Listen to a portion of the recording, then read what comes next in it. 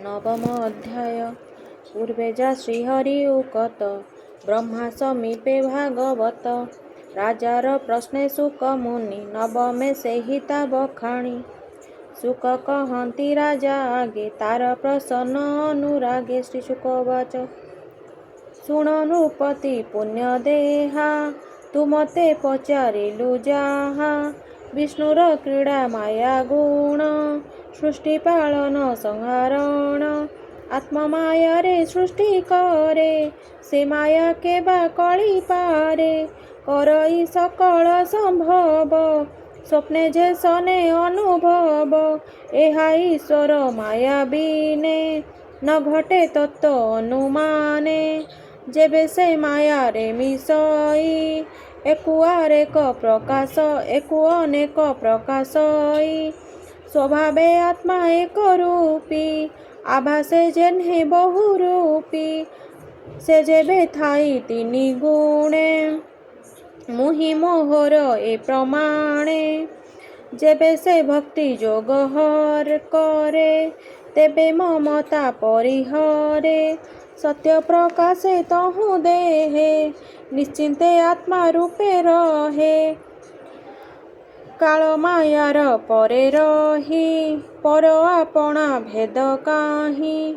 आत्मार तत्व शुद्धि अर्थे कहिले ब्रह्मार अग्रते। जेणु से घोर तप करी अनेक कष्टे प्राण धरी। तपे तो शिला भगवान तेणु पाइला दर्शन। निर्मल निष्कपट चित्ते जेणु चिंतिला हृदगते। शुण कहिबा तो ग्रते ब्रह्मा को दिशिला जे मन्ते। से आदि देव परंगुरु भकत बांछा कल्पतरु। निज भुवने सुखे थिला खेलिबो बोली इच्छा कला। नाभिरु पद्म कला जात तहु जन्मिला चतुर्मार्थ।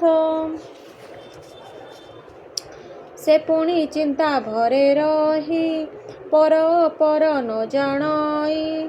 सृष्टि विषय कि प्रकार मने चिंतई बेदवर।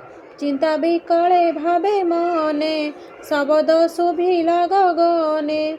जले कमल मध्ये थिला बेनी अक्षर से शुणिला। क आकार आदि जे षोडशे पंचमी श्रित एकविंशे। शब्दे तप उच्चारण निष्कंचन निज धन। से वाणी शुणी ब्रह्मा कन्ने निरोपी चाहिला गगने। दिग सहिते अनाइला काहि से किछि न देखिला। से पुणी रही निज स्थाने आत्मार हित चिंती मने। जानिला ए परम तत्व तप साधने हेला चित। ए मोर हित बोली जानी निश्चल मने कुश पाणी। अमोघ दृष्टि से विधाता तपे बढ़िला तार चिंता। देव बरसे त 10 शत तपे बसिला दृढ़ चित्त। मन पवन कला बंदी 10 इंद्रिय गण बुद्धि रुद्धि। तपस्या कला अतिरेक जहु प्रकाश सर्वलोक।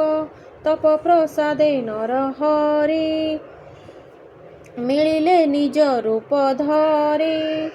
स्वलोक स्वगण सहिते दिशिले ब्रह्मार अग्रते। जापरे न जानती केहि माया संसारे देह बहि।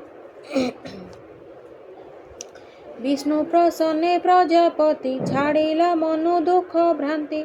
शून्य विजय नर हरि अशेष देव स्तुति करी।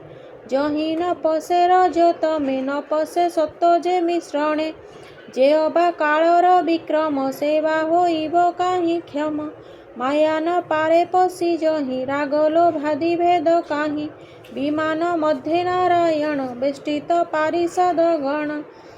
सर्वे दिशन्ति विष्णु तेज स्वभावे चारि चारि भुज। श्याम सुंदर तनु वन अरुण पंकज लोचन पीतवसन परिधान सुरुचि सुंदर वदन मणिपदक कंठ देशे कामगंजन निज भेषे प्रबाल वैदुर्य कांति मृणाल प्राय झटकंती किरीट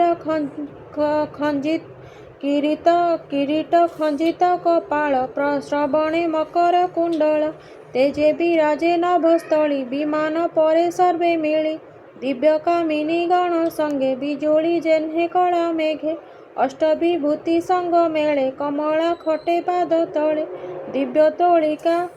दिव्य दोलिका मध्ये नारी पुष्प बरसी स्तुति करी हरिर प्रिय कर्म मान भ्रमरे करंती गायन एमंते विष्णु नभस्थले ब्रह्मा देखिले निज डोळे जाहार नाम श्रीपति भगत जनकर पति कमलापति यज्ञपति जगतपति सर्वगति सुनंद नंद आदि जेते पूजा उचित बलि हस्ते पूजन्ति किंकर स्वभावे मिली संभ्रमे सर्वदेवे मृत्युंकु प्रसन्न वदन अरुण पंकज लोचन किरीट कुंडल विराजे पीतवसन कटी माझे श्रीवत्स चिन्ह हृदय सोहे रूपे अशेष जनमोहे अमूल्य सिंहासने स्थिति बेष्टित पंचविंश शक्ति स्वभावे ऐश्वर्यमय इतर जने अनिश्चय स्वधामे स्वरूपे रमन्ति एणु से ईश्वर बोलांती एमंत रूप ब्रह्मा देखी उठिले आसन उपेखी कृष्ण दर्शन आह्लाद अंतरे होई गद गद लोमहर से तनुपूर्ण